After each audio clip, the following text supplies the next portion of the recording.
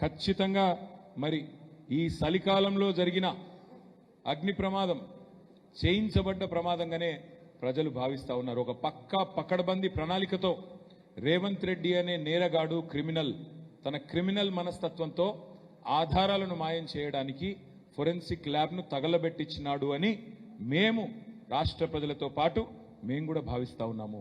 ఎందుకంటే అందరికీ తెలుసు ఓటుకు నోటు కేసు మొత్తం జగద్విదితం. అది ఒక రాష్ట్రంలో కాదు, దేశమందరికీ తెలుసు, ప్రపంచం మొత్తానికి పోయింది.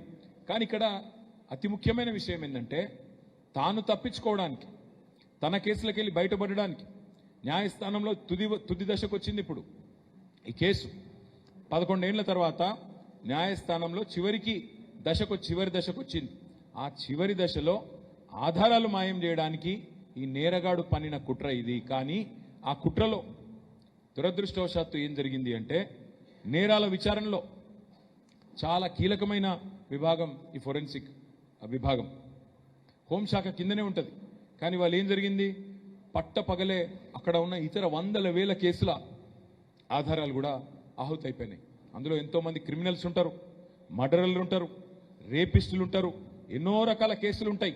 ఆ కేసులకు సంబంధించిన ఆధారాలన్నీ ఈ క్రిమినల్ వల్ల ఆ క్రిమినల్స్ కూడా తప్పించుకొని అలా సమాజంలో తిరిగే ఒక పరిస్థితి వచ్చింది. ఇది నేను ఊరికేనే అంటలేను, మీరు చూడండి ఒక్కసారి.